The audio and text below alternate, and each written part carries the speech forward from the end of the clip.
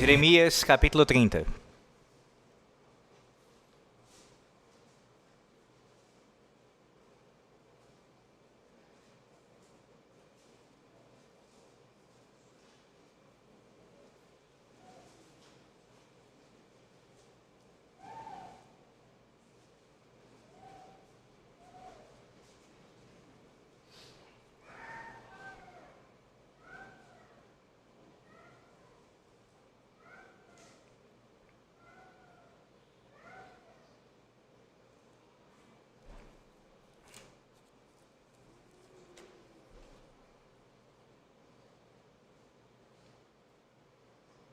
Bem, se você não estava aqui pela manhã, eu preguei nesse capítulo já, no capítulo 30, só explicando brevemente para você entender. Eu preguei a primeira parte desse sermão pela manhã, e agora pregarei a segunda parte dele, que em teoria é uma parte menor em comparação à primeira parte, mas também é muito importante. Então o que eu farei aqui é dar continuidade ao sermão que foi iniciado pela manhã, fazendo um breve resumo aqui no seu início. Capítulo 30... Na verdade, não o capítulo inteiro, eu preguei, mas apenas o versículo 1 ao versículo 17. E como a leitura já foi feita pela manhã, do 1 ao 17, eu quero ler somente alguns versículos com você nessa noite. Observe aí o texto para a leitura aqui, ouça com atenção, a partir do versículo número 12. A partir do 12, veja. Porque assim diz o Senhor, teu mal é incurável, a tua chaga é dolorosa. Não há quem defenda a tua causa. Para a tua ferida não tens remédios nem emplasto. E aí veja, versículo 15. Por que gritas por motivo da tua ferida? Tua dor é incurável, por causa da grandeza de tua maldade e da multidão de teus pecados. É que eu fiz estas coisas. E o 17 agora, veja. Porque te restaurarei a saúde e curarei as tuas chagas, diz o Senhor. Pois se chamaram a repudiada, dizendo, é Sião, já ninguém pergunta por ela. Amém. Meus irmãos, nós ouvimos pela manhã, e essa foi a pergunta que eu iniciei o sermão fazendo a vocês, e eu a faço novamente, porque ela tem que permear esse sermão como um todo. Na verdade, a resposta ela é importantíssima, é a resposta do texto aqui, é o ponto principal do texto. Eu perguntei aos irmãos quem é que acalma o seu coração, quem é que de fato traz calma para a sua alma, quem é que pode fazer isso? E nós ouvimos pela manhã que somente o nosso Deus pode fazer isso. É o ensino principal desses versículos aqui, do 1 ao 17. Somente a poderosa presença do Senhor nosso Deus pode acalmar o coração do seu povo, os temores do seu povo, bem como também pode conceder ao seu povo plena restauração. Só Deus pode fazer isso. Nós vimos o quanto o pecado é um mal terrível, e de não apenas aquele povo, nos dias de Jeremias, estavam assim, pecando contra o Senhor, gravemente cometendo iniquidade contra o nosso Deus, mas como também, se olharmos para a nossa própria alma, para dentro de nós mesmos, veremos que a nossa vida não é diferente deles quanto a isso. Temos as mesmas inclinações, os mesmos desejos, e se não vigiarmos e, pela graça de Deus, nos mantivermos assim, buscando ao Senhor, certamente incorreremos em pecados semelhantes aos deles, em grau e em quantidade. E eu concluí a primeira parte do sermão falando sobre a exultação que devemos ter na pessoa bendita do Messias prometido, do Senhor Jesus Cristo. Eu ressaltei pela manhã de que o que nós precisamos, como pecadores que somos, é de um Redentor. Precisamos de um Salvador, de alguém que possa curar as nossas feridas, de alguém que possa, de fato, acalmar a nossa alma e assim aquietar a nossa consciência diante do Senhor. E a resposta é Emanuel, Deus conosco. A presença bendita do Senhor nosso Deus manifesta através da pessoa de Cristo, o Deus conosco, que habita com o seu povo e habita no seu povo, em nosso meio e em nós. por meio do seu Santo Espírito. Pois bem, dito isso, eu quero tratar desse assunto agora, a partir desse momento, acerca do rei Messias. Veja, quando o rei finalmente chega, ou quando ele chegasse ali no meio do povo, o que é que ele iria fazer? O que é que ele iria fazer para o seu povo? Qual foi o tipo de Messias que Jeremias falou, acerca das suas características? O que é que ele iria fazer? Veja, primeiro, ele seria um Messias libertador.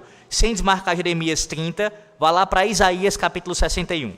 Isaías capítulo 61. Para você observar aqui essa característica do Messias. Isaías 61, versículo 1.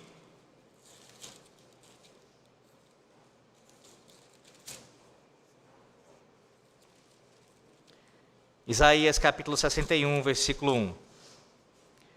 O Espírito do Senhor Deus está sobre mim, porque o Senhor me ungiu para pregar boas novas aos quebrantados, enviou-me a curar os quebrantados de coração, a proclamar libertação aos cativos e a pôr em liberdade os algemados. Em Cristo isso se cumpre. Vá lá para Lucas capítulo 4. Lucas capítulo 4, versículos de número 18 e 19. Lucas 4, no Novo Testamento, versículos 18 e 19. Aqui é o próprio Senhor Jesus pegando essa profecia de Isaías 61 e a aplicando para ele mesmo. Veja o contexto, a partir do versículo 17. Na verdade, a partir do 16. Indo para Nazaré, onde fora criado, entrou num sábado na sinagoga, segundo o seu costume, levantou-se para ler.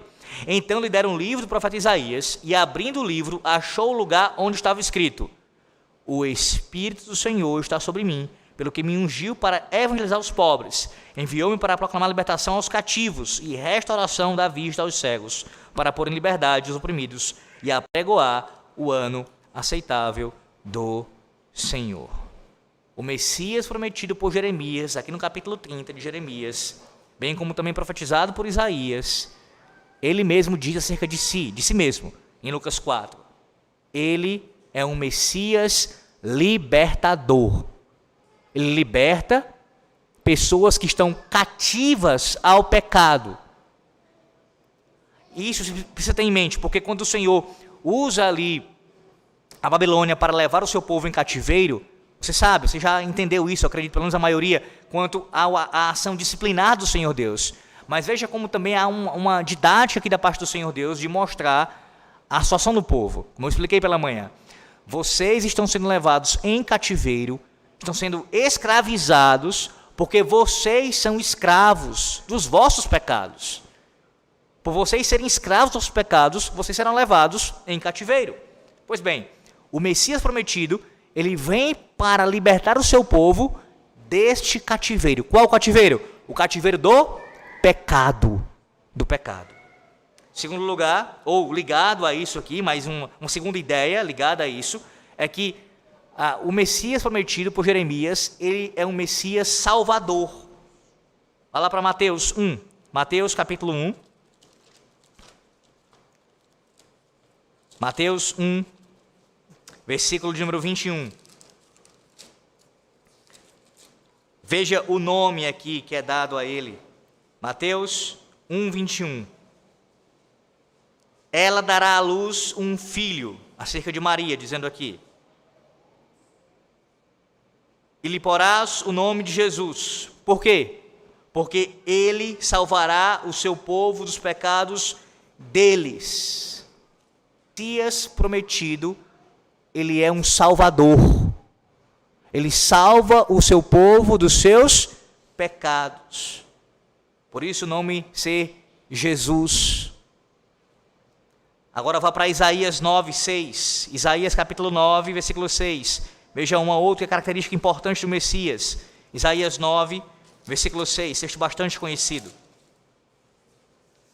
Isaías 9, 6.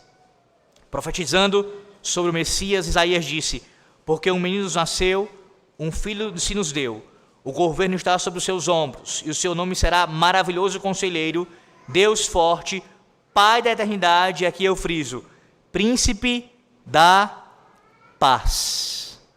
O Messias prometido é chamado pelo profeta Isaías de príncipe da paz. E isso está de acordo com o que Jeremias falou também acerca desse Messias. No capítulo 30, observe aí o capítulo 30 de Jeremias, capítulo 30, versículo 10.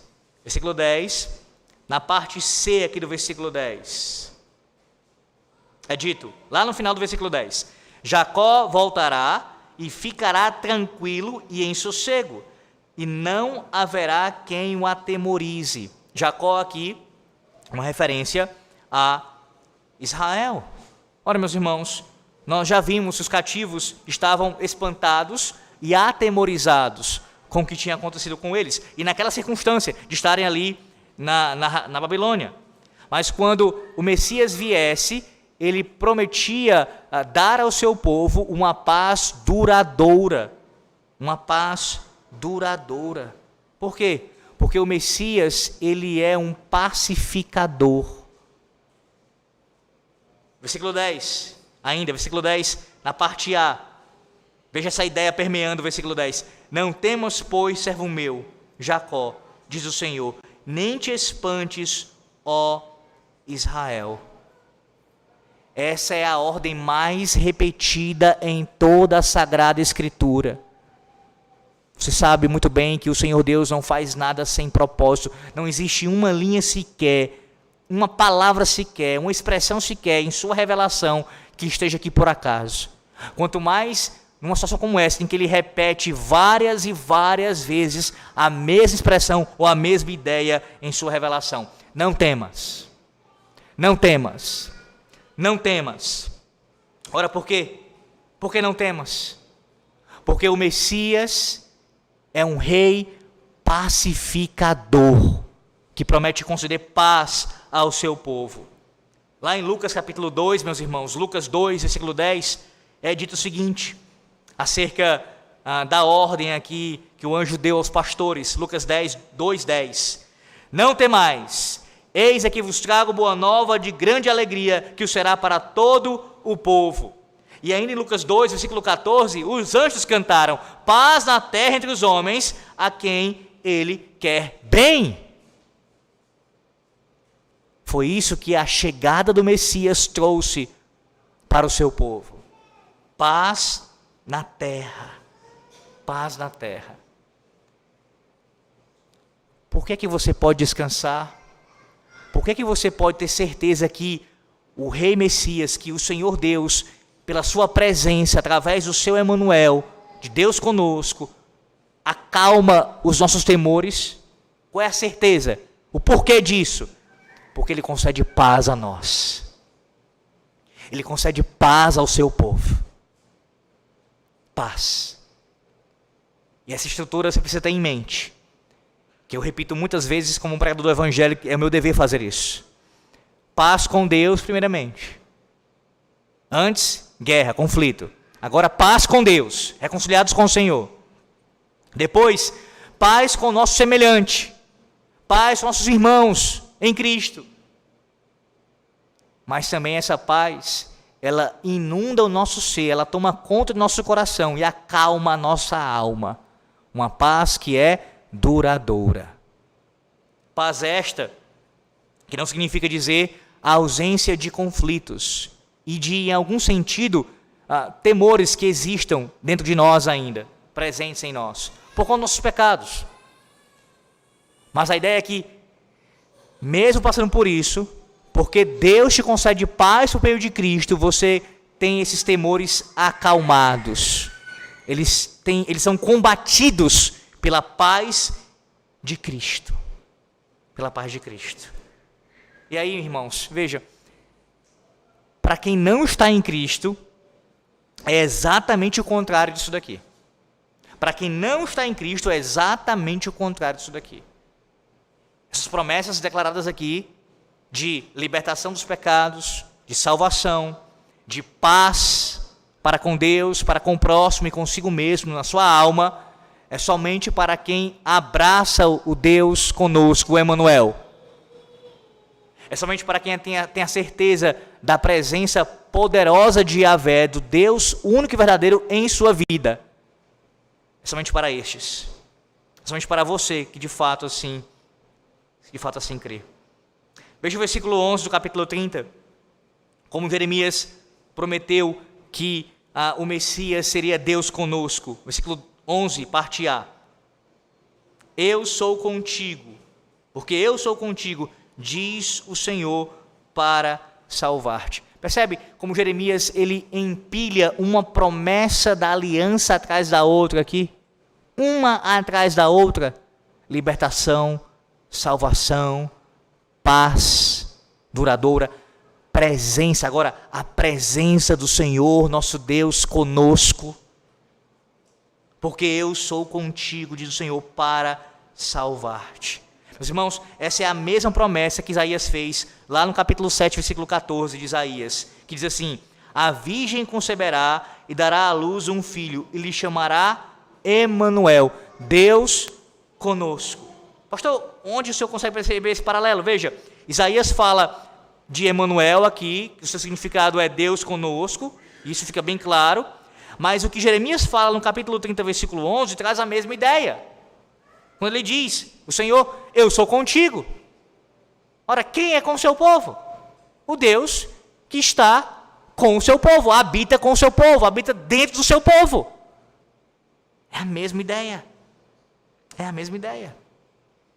E aqui está a base de todo esse sermão que nós temos trabalhado desde manhã. O consolo para nossas almas é saber que o Senhor está conosco. Ouça com atenção isso. Não é bravata.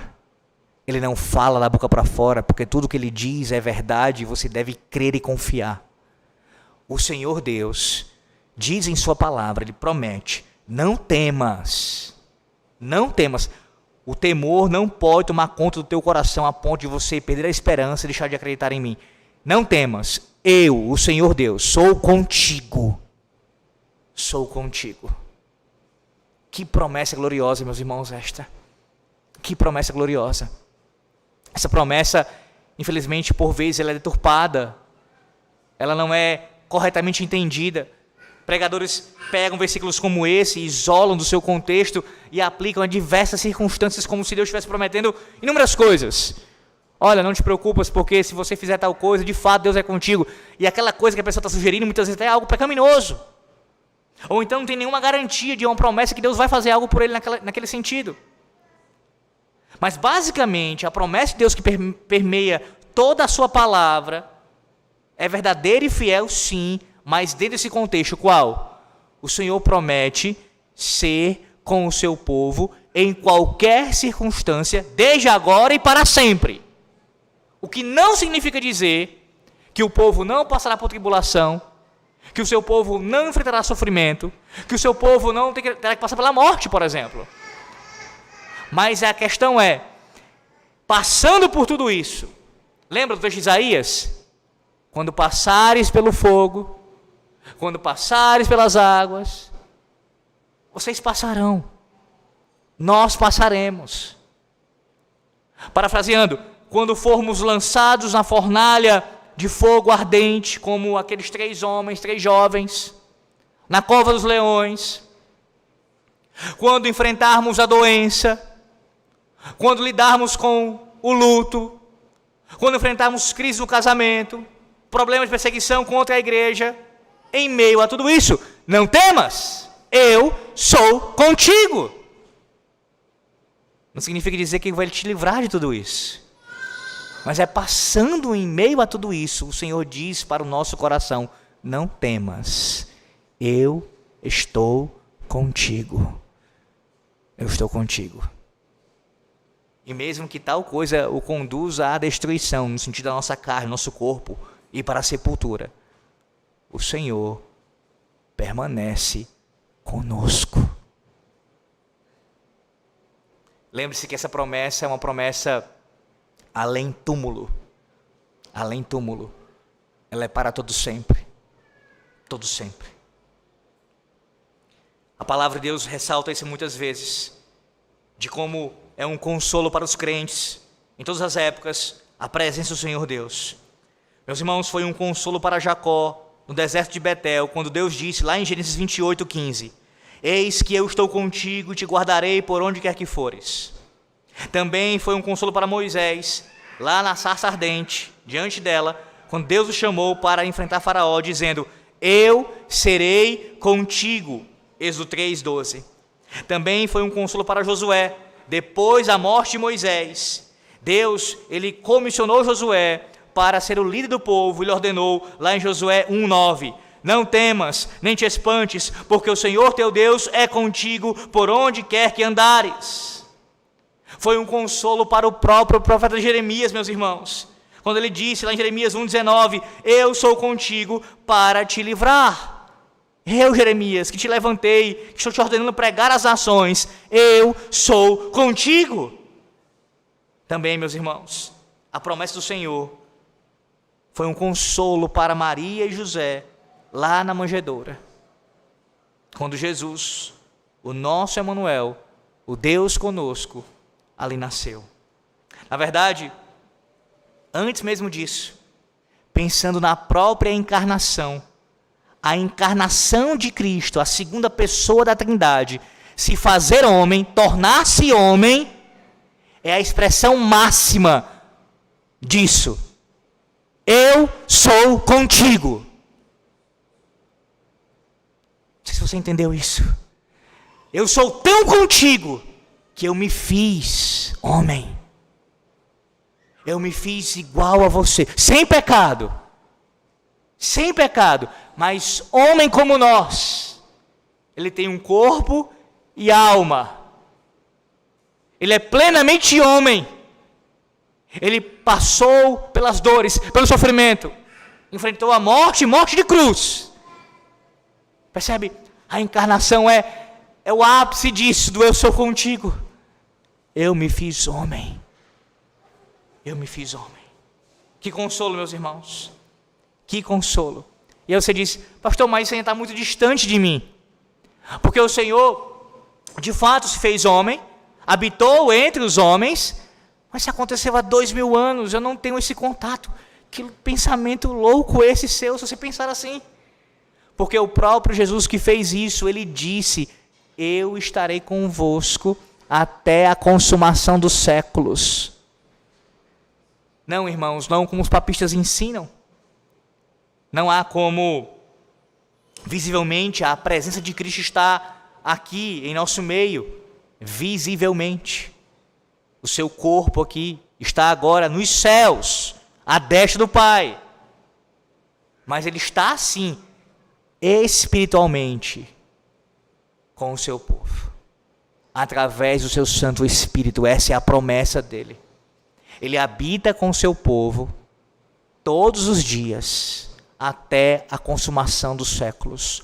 O Espírito de Cristo habita em nós. Não somente conosco, em nosso meio, mas dentro de nós. Dentro de nós. O Deus conosco, Emanuel. Ele que promete salvação, liberdade, paz e consolo. Tudo isso sendo assim reiterado para nós nessa noite. Mas também promete para nós proteção. Veja o versículo número 11 ainda, parte B. Como Jeremias, ele fala de um Messias que seria um justo juiz. Versículo 11, parte B. Darei cabo de todas as nações entre as quais te espalhei. De ti, porém, não darei cabo, mas castigar-te-ei em justa medida e de todo não te inocentarei. Veja, aqui e também no versículo 14, Jeremias fala de castigo. Quando ele viesse, o Messias, ele iria disciplinar o seu povo de uma forma como um pai disciplina os seus filhos. E sim, Deus pune os seus filhos com um interesse no bem deles. Como diz Provérbios 1:7, o temor do Senhor é o princípio do saber, mas os loucos desprezam a sabedoria e o ensino. Como também Hebreus 12:10 nos diz, na parte B, Deus, porém, nos disciplina para aproveitamento, a fim de sermos participantes da sua santidade. Deus não disciplina o seu povo por uma mera retaliação, mas ele visa corrigir o seu povo, como um pai faz com os seus filhos. Pastor, por que você está enfatizando isso novamente? Porque o texto faz, e há um contraste aqui. O Senhor lida com as nações pagãs e lida com o seu povo. E veja que ele faz diferença. De fato, eu exerço juízo com relação a vocês, meu povo, mas há uma grande diferença quanto a isso. Eu estou castigando vocês como um sinal do meu amor, do meu cuidado para convosco. Como vai dizer o autor aos Hebreus, se o filho está sem disciplina, na verdade ele não é filho, ele é um bastardo. O filho verdadeiro recebe a disciplina do seu pai como um sinal do seu amor. Os amantes, como ouvimos pela manhã, fazem falsas promessas. O Deus verdadeiro, o marido fiel à aliança, a sua noiva, a sua igreja, ele cuida dela. Ele zela por ela. E como um pai, ele disciplina os seus filhos para a correção. Mas com os demais não. Com os inimigos, veja, o versículo 16, que é dito no versículo 16. Por isso, todos que te devoram serão devorados, e todos os teus adversários serão levados, cada um deles para o cativeiro. Os que te despojam serão despojados, entregarei ao saque todos os que te saqueiam. Aqui nós temos uma descrição bem vívida da justiça perfeita do nosso Deus. A ideia é, quando o Messias chegasse, ele colocaria tudo em ordem. Tudo em ordem. Exporia todos os pecados, derrubaria os tiranos, bem como também levaria todos os criminosos à justiça. Essa é a diferença. O seu povo, ele disciplina por amor e cuidado, visando o que, irmãos? Conceder restauração. Restauração. Os ímpios, os pecadores impenitentes, ele castiga, no sentido de ele executa o seu juízo para a destruição. Mais uma vez, um nítido contraste para nós essa noite, e eu quero ressaltar isso para você. Para você que está em Cristo, primeiramente. Se você tem experimentado da parte do Senhor Deus a sua disciplina, e aqui eu digo não somente em questões eclesiásticas, o conselho disciplinando, mas o Senhor, de forma pessoal, disciplinando você na sua vida, em alguma área, algum tipo de aspecto, esse é um bom sinal. Não que eu estou dizendo que você deva ter prazer no sofrimento em si, ou per si, mas entendendo o seu propósito, o seu fim. Deus tem cuidado de vós, para que você venha a ser corrigido e assim temer mais ao Senhor. Mas se você se entrega ao pecado, e Deus não adverte, Deus não lhe castiga, Deus não lhe chama a atenção, e você cada vez mais se entrega ao pecado e vive assim, isso é um péssimo sinal. É um péssimo sinal. É um sinal de que você não tem sido assim, tratado pelo Senhor Deus como um filho. Pelo contrário, como um bastardo. Nessa noite a palavra de Deus lhe chama ao arrependimento. Ao arrependimento. A confessar seus pecados e clamar ao Senhor por misericórdia. O seu fim não será diferente desses povos aqui descritos. Caminhando para o final, meus irmãos, o texto nos traz aqui principalmente a ideia da cura definitiva. Sim, havia um problema persistindo aqui ainda. Um problema tão grave que aparentemente nada poderia ser feito. E o profeta ele descreve esse problema em termos médicos. Observe, versículos 12 e 13, mais uma vez. Porque assim diz o Senhor, teu mal é incurável, a tua chaga é dolorosa, não há quem defenda a tua causa. Para a tua ferida não tens remédios nem emplasto. Versículo 15, parte A. Versículo 15, parte A. Por que gritas por motivo da tua ferida? Tua dor é incurável. Imagine você chegar para uma pessoa que está doente e usar os mesmos termos que Jeremias usa aqui para o povo. Percebe? Ele não pensa duas vezes. Ele não está aqui com rodeios nas suas palavras. Deus fala para o seu profeta de forma direta e expõe aqui o problema, fielmente, dando o devido diagnóstico. Meus irmãos, essa ideia de uma ferida incurável, ela já foi levantada por Jeremias antes no seu próprio livro. Vá lá para o capítulo 8 de Jeremias, capítulo 8 de Jeremias, veja isso, sem desmarcar o capítulo 30. Jeremias 8, versículo 22.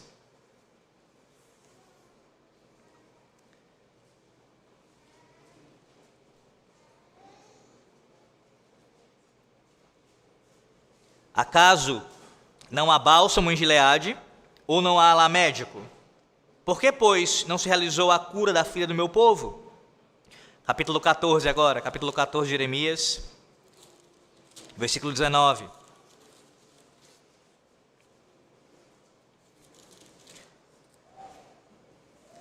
Acaso já de todo rejeitaste a Judá, ou aborrece a tua alma, Sião? Por que nos feriste e não há cura para nós? Aguardamos a paz e nada há de bom, o tempo da cura, e eis o terror. Essa linguagem médica aqui, presente no livro do profeta. Também com relação a si mesmo, ele falou no capítulo 15, veja, capítulo 15, versículo 18, parte A. Porque dura a minha dor continuamente, e a minha ferida me dói e não admite cura. Então, é uma linguagem conhecida já por nós ao longo das exposições de Jeremias. E aqui, nesse contexto, a moléstia sendo descrita aqui, ela é descrita dessa forma, no primeiro momento. Não há cura para ela. Não há. Até mesmo os mais avançados tratamentos não seriam eficazes para resolver este mal. O prognóstico é terrível, meus irmãos. Se a doença é incurável, qual é o prognóstico? Morte. Morte. Mas antes de falar sobre isso, vamos trabalhar o diagnóstico aqui. Qual é o diagnóstico?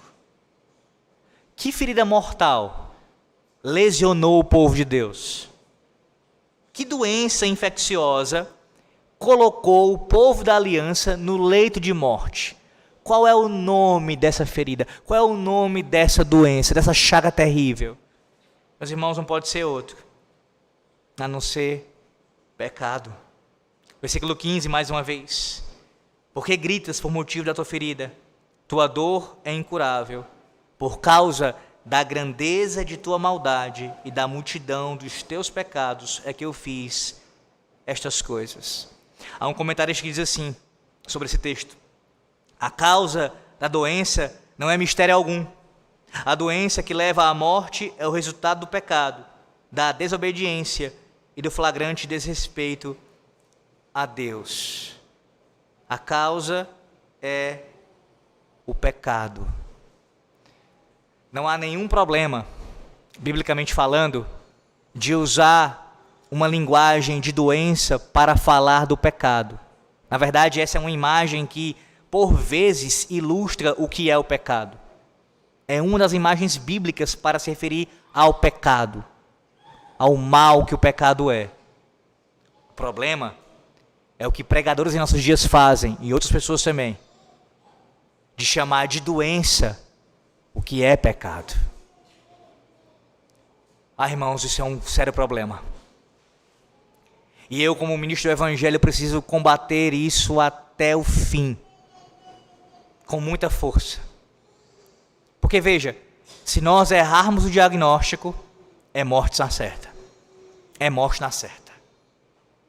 Se o diagnóstico, com precisão, é de uma doença incurável,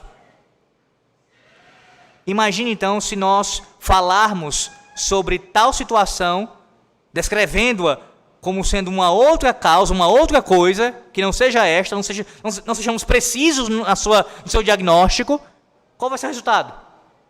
Morte. Não é isso que acontece quando alguém tem um problema de saúde seríssimo e quando vai ao médico, o médico erra, ele falha. No lugar de ele dar o diagnóstico correto, que ele diz, não, é outra coisa. O que vai acontecer com essa pessoa?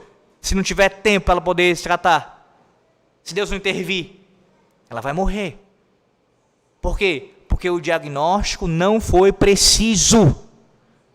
E os ministros do evangelho, especialmente estes, como doutores da alma, precisam ser muito precisos aqui. Necessitam ser precisos aqui, serem cirúrgicos, irem no alvo da coisa. O pecado é descrito como doença muitas vezes. E isso é bíblico. Mas descrever coisas que são pecaminosas em nossos dias, aquilo que a Bíblia chama de pecado, como meramente doença, é conduzir tal indivíduo à morte. À morte. O que isso acontece? E eu quero que você entenda hoje, uma vez por todas, o porquê que isso acontece. Por que homens têm definido em nossos dias essa ideia de chamar aquilo que é pecado de outra coisa? É uma doença da mente, é um problema mental, é uma questão de comportamento. É se você fizer isso daqui, dá para corrigir. Por que isso? A razão principal é porque se você admitir que tal comportamento é pecado, você tem que ir ao médico dos médicos. Toda tentativa de afirmar que algo não é pecado, chamando de doença, é com o objetivo de fugir de Cristo em última instância. Esse é o motivo. É uma fuga de Cristo. Por quê, irmãos? Porque somente Cristo pode lidar com o pecado. Perceba, se eu digo que isso não é pecado, olha, isso aqui é uma doença, foi um desvirtuamento aqui causado por uma questão emocional, ou mesmo por uma questão da mente, que é um problema de doença. Além de eu fugir de Cristo, que trata e vai resolver isso, eu também deixo tratar aquela pessoa como culpada e agora passo a tratá-la como o quê? Como uma vítima. Ela é uma vítima. Como eu já ensinei para os irmãos, imagine alguém que tem uma doença, de fato, uma doença. Essa pessoa tem um câncer. Ela está sofrendo com isso, ela está lidando com isso, as suas emoções estão abaladas, e isso, não tenha dúvida, acontece mesmo. Mas ela não tem razão, não é legítimo diante de Deus, ela, por exemplo, levantar a sua voz e blasfemar contra Deus. Não é justificativa. Pastor, mas pode acontecer? Pode acontecer. Um crente pode pecar assim? Pode pecar assim. Isso pode acontecer, é possível. Um crente verdadeiro pecar assim, mas não deveria acontecer, é isso que eu estou querendo dizer. Estou querendo dizer que a sua doença não justifica o seu pecado, a sua ação pecaminosa. Você dizer para o Senhor, Senhor, Deus, tu fez isso comigo, e culpar a Deus. Veja, mesmo tendo uma doença de fato, a pessoa não pode fazer isso. Eu quero dizer é que as emoções dela, suas afeições, têm que ser guiadas e têm que estar submissas à palavra de Deus, mesmo quando há uma doença legítima. Quanto mais quando não há, irmãos. Quando o comportamento da pessoa não é fruto de uma doença, ou no caso, não está ligado a uma doença, que está ali mexendo com ela emocionalmente. Mas é algo do seu coração. Do seu coração. Por vezes nós temos que lidar com isso na igreja como pastores. A pessoa fica se justificando. Não, eu tratei mal o irmão porque eu tenho um problema aqui. O teu problema é pecado, o nome dele. Falta de paciência. Falta de cuidado com as palavras, não pensa duas vezes antes de falar. É um coração endurecido e difícil de perdoar quem te ofendeu. Não é porque eu tenho umas perturbações aqui. Isso é pecado. Pecado. Toda vez que nós mudamos o diagnóstico, pode ter certeza, além de nós mudarmos quem pode resolver, e colocamos na mão dos psicólogos e de outros para resolver, nós também vamos dizer que tal pessoa não é culpada, ela é vítima. E assim o vitimismo cresce em nosso meio. E as doenças incuráveis vão se alastrando em nosso meio. Se alastrando. A pessoa passa a vida todinha assim na igreja. O pastor só está dizendo que não existem questões que são de fato problemas mentais. É claro que existem, irmãos. É claro que existem. Pessoas que nascem com isso, por exemplo. Problemas mentais mesmo. Algum tipo de problema que, vou colocar nesses termos, tá? Um retardo mental, por exemplo. Isso acontece. Eu não estou falando com relação a isso. Eu estou falando de questões que são comportamentos fruto do pecado. O exemplo clássico que eu gosto de dar aqui em nossa igreja. A ansiedade. Pastor, eu sou alguém ansioso. Você é alguém ansioso? Como todos nós somos em alguma medida. Ansiedade é pecado. Mateus capítulo 6 fala sobre isso, Jesus. Paulo, escrevendo aos Filipenses, fala sobre isso no capítulo 4 de Filipenses. É pecado. Como é que combate a ansiedade? Pelos meios que Deus nos deu. A sua palavra, a oração, olhar para a providência, descansar na providência de Deus. Tudo isso. Não é com medicação, não é com o que a palavra de Deus nos ordena. Então eu estou falando desse tipo de categoria de coisas. E não já algo que de fato prejudicou alguém fisicamente, em sua mente, em seu organismo, em seu corpo. Entenda essa distinção, por favor. Não misture as coisas. Mas fica o meu alerta, minha advertência através da palavra de Deus essa noite, meus irmãos. A cura só pode existir se primeiro existir um diagnóstico correto. Enquanto existir a fala, isso daqui é tal coisa, não chamar de pecado, não tem cura. Não tem cura. Por quê? Porque só quem pode curar é Cristo. E tem que reconhecer que é pecador. Quem é que é salvo pelo Senhor? Pecadores arrependidos. E pecadores arrependidos reconhecem os seus pecados. Eles não se justificam diante do Senhor. Senhor, eu cometi tal ato, eu tive tal vida, eu fiz tal coisa na minha vida porque eu fui influenciado, porque eu cresci num contexto familiar difícil. Veja, tudo isso pode ser verdade, de fato causou alguma influência sobre você, no seu comportamento. Mas lá na ponta, em última instância, isso não é justificativa. Uma criação difícil, não ter tido pais presentes, a pobreza, tudo isso contribuiu, influenciou para uma situação mais degradante e pecaminosa? Sim, mas não justifica. Elas não são explicações legítimas para lidarmos com isso. Temos que admitir, somos pecadores e precisamos da cura que vem do alto, que vem de Deus, o meio de Cristo. Você e eu, todos nós, também sofremos dessa doença, desse caso complicado aqui, de pecado. E não é somente alguns dias de cama, não é uma canja de galinha que vai resolver. Não vai. Somente a graça de Deus pode curar o pecado. Meus irmãos, o pecado é como uma cepa viciosa de bactérias que desenvolveu resistência até mesmo ao antibiótico mais poderoso. Ele se espalha na alma até que leva o pecador para a sepultura. E de que forma ele pode ser curado? Ora, se o pecado está dentro de você, está dentro de mim, como podemos escapar dele? O pecado é uma parte tão grande de nós que não podemos nos livrar dele. Não nós mesmos. Somente Deus pode. Versículo 17, parte A. Versículo 17, parte A. Porque te restaurarei a saúde e curarei as tuas chagas, diz o Senhor. Há quem veja nesse texto de Jeremias 30 algum tipo de contradição aqui. Quando primeiramente, estudiosos eu digo, quando primeiramente é dito, o Senhor declara pelo profeta que a doença é incurável, e ele repete isso, e agora fala de uma cura para ela. Peraí, como é que é isso? Não há consenso aqui, parece haver uma contradição.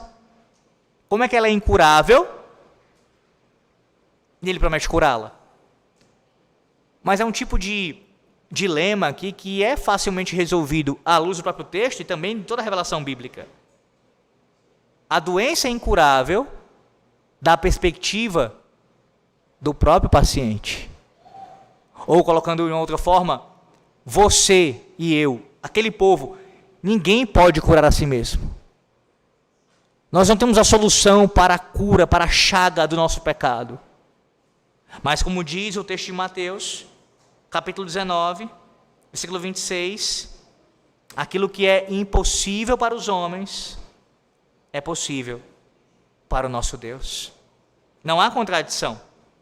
Não há contradição, irmãos, porque a cura pode acontecer em uma única circunstância: se Deus quiser curar.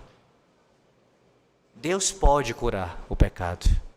Você e eu não podemos, mas Deus pode. Aqui em Jeremias 30, Deus promete fazer o impossível, meus irmãos. Ele promete curar o que é incurável e sarar o que não pode ser sarado. A promessa de cura é uma promessa de fazer crescer carne nova sobre uma ferida antiga. Imagine, aqui eu cito um comentarista, se as células epiteliais não tivessem o poder de se regenerar. Imagine se as feridas nunca se curassem. Imagine quão horrenda a aparência das pessoas seria se cada corte, arranhão, hematoma ou lesão fosse permanente. Imagine se todos os cortes que sofreu durante a sua vida não tivessem sido assim regenerados, curados. Quão horrenda seria a sua aparência de qualquer um que assim estivesse nessa condição. Pois bem, agora imagine o quão horrenda é a alma de alguém, de um pecador, por causa dos seus pecados. Inflamada, apodrecida, com toda a sua idolatria, somada à imoralidade, agravada pelo egoísmo e pela impiedade. Se você pudesse olhar para dentro da sua própria alma e visse ela nua ali, sem, no caso, ela como ela é, se fosse possível, sem a justiça de Cristo que te cobre, você por si só, como pecador que você é, assim como eu, por si só, quão terrível seria essa imagem, meus irmãos, quão horrenda. Nenhum leproso, nenhum doente, por mais triste que seja ver alguém assim apodrecendo numa cama, pode se comparar ao estado da alma de um pecador em sua podridão, sem Cristo. Quem poderia curar tamanho câncer espiritual? A resposta à palavra de Deus é muito clara. Somente Deus pode fazer isso por meio de Cristo, através da morte do seu Filho na cruz do Calvário. O remédio para a cura das nossas almas encontra-se no sangue de Cristo, derramado na cruz. Apenas a expiação pelo pecado pode curar o pecado. Somente assim. Não podemos vencer o mal, não podemos lidar com o pecado nesse sentido, de resolvê-lo, mas o nosso Senhor Jesus Cristo, Ele obteve a vitória sobre o pecado por meio da sua morte e da sua ressurreição. O bendito Salvador, o Messias prometido, Ele pode, e de fato Ele o fez na cruz, curar o pecado. Você crê nisso? Você crê nisso de fato? Que Jesus, pela sua obra, tanto em sua obediência ativa e passiva, Ele solucionou, Ele curou o pecado. Então você diga, mas pastor, como pode ser isso? Se eu ainda peco, se eu ainda tenho que lutar diariamente contra o pecado. Ouça bem o que diz a nossa confissão de fé, no capítulo 13 da santificação. Seção 3, confissão de fé de Westminster, seção 3, da santificação. Nesta guerra, ou seja, entre espírito e carne, embora as corrupções restantes prevaleçam por algum tempo, contudo, pelo contínuo socorro da eficácia do santificador Espírito de Cristo, a parte regenerada vence. E assim os santos crescem em graça, aperfeiçoando a santidade no temor de Deus. Essa é uma síntese aqui do ensino da santificação. Cristo de fato nos curou. E aqui entenda, a culpa pelo pecado, a condenação, Ele nos livrou disso. Nos livrou disso. O poder do pecado, quanto a sermos escravos dele, do pecado, isso também nós fomos libertados deste cativeiro pela boa mão do Emanuel. Agora nós temos que lutar com a influência dele em nossas vidas. E ele tem nos dado poder, um poder santificador para quem está em Cristo, que é dado todos os dias. E ele mesmo promete que venceremos isso. Venceremos isso. Tem dias que nos sentimos mais derrotados do que outros. E como eu falei pela manhã, talvez tenha sido essa semana, essa a sua realidade nessa semana. De você chegar aqui no domingo e dizer, falei novamente, pastor. Passei a semana lutando contra o pecado e muitas vezes eu cedi ao pecado e eu acabei, assim, perdendo essa batalha. Mas pela pregação da palavra, o Senhor Deus te lembra nessa noite, assim como te lembrou pela manhã. Eu, o Senhor, tenho poder para curar o pecado. Eu, o Senhor, te concedo poder pela minha palavra, pelos sacramentos, pela oração, por todos os meios de graça, através do Emanuel, através do Deus conosco, de Cristo, para te dar poder para lutar contra o pecado diariamente. Diariamente.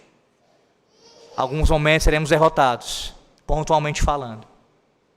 Mas a promessa permanece de pé. Aquele que nos curou não permitirá que esta doença nos mate, no sentido eterno, de nos apartar dele para sempre. Podemos sim provar a morte fisicamente, e provaremos, todos aqueles que assim não estiverem vivos quando o Senhor voltar. Mas o que a morte pode fazer com o crente, você sabe muito bem, não sabe? O que a morte pode fazer com o crente é, no máximo, levá-lo para o seu Senhor e para o seu Salvador. O povo ali em cativeiro estava sendo lembrado da esperança que deveriam ter no Messias. E deveriam orar para que Deus os livrasse do sofrimento. Nós, meus irmãos, nos voltamos para o mesmo Messias. Ali, naqueles dias de Jeremias, ele ainda viria. Para nós, ele já veio. E já consumou a sua obra. Mas nós aguardamos com ainda grande expectativa que ele venha uma segunda vez. E enquanto isso, nós declaramos publicamente, como fizemos pela manhã: exultai, exultai, Emanuel virá a ti, ó Israel. O Deus conosco, que se faz presente agora por meio do seu Espírito, que habita em nosso meio e em nós. Um dia, você o verá face a face. E quando isso acontecer, nem mesmo essa luta contra o pecado mais existirá. A doença terá sido extirpada por completo. Então eu pergunto a você: quem é que acalma o seu coração? Quem pode acalmar você dos seus temores? Quem pode fazer isso? E pense nesse principal temor, digo com relação ao contexto do sermão. Quem pode acalmar o teu coração quanto ao temor que você tem de pecar contra Deus? E dizer: Senhor, eu tenho pecado contra ti, e eu sei que os meus pecados fazem separação entre o Senhor e eu me afasto de ti quando peco contra ti, Senhor. Pois bem, quando esse temor invade o teu coração, e você é levado ao desespero a ponto de achar que Deus te abandonou, quem é que pode acalmar o teu coração? Mesmo quando você peca contra Deus, nesse sentido. Somente a poderosa presença de Deus, por meio do seu Messias, por meio de Emanuel, o Deus conosco, pode fazer isso, como fez nesse dia do Senhor.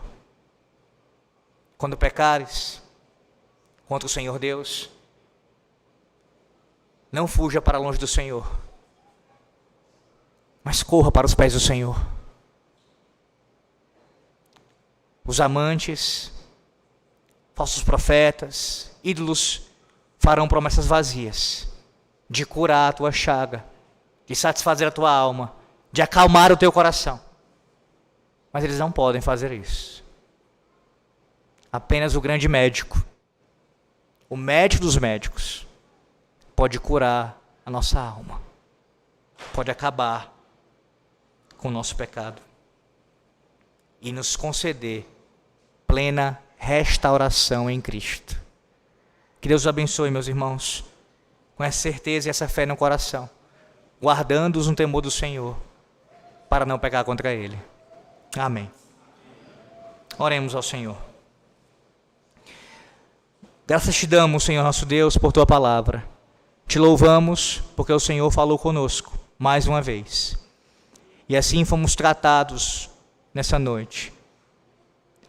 O Senhor, como o médico, usou esse bálsamo para tratar nossas feridas, tanto para nos trazer paz ao coração, quietude de alma, consolo aos nossos corações, bem como alegria em nossos espíritos, para que nós possamos assim caminhar com a certeza de que, estando em Cristo, estamos seguros. Ao mesmo tempo que o Senhor tratou com os nossos pecados, nos chamou ao arrependimento e à confissão, bem como também a mudança em nossas vidas e a obediência à tua palavra. Senhor, abençoa o teu povo, para que possa jamais buscar outros meios a não ser o Senhor, para acalmar o coração, descansando em ti e sabendo que somente o Senhor pode lidar com os pecados. Que jamais venhamos a chamar de doença ou qualquer outra coisa aquilo que não é de fato isso, mas que é pecado. Que não venhamos a nos fazer de vítimas, mas reconhecer nossa vileza. E assim, ó Deus, clamar a ti por misericórdia. E confiar e crer em Jesus Cristo para a nossa salvação. Oramos a ti em nome dele, do nosso Redentor, o Senhor Jesus Cristo. Amém.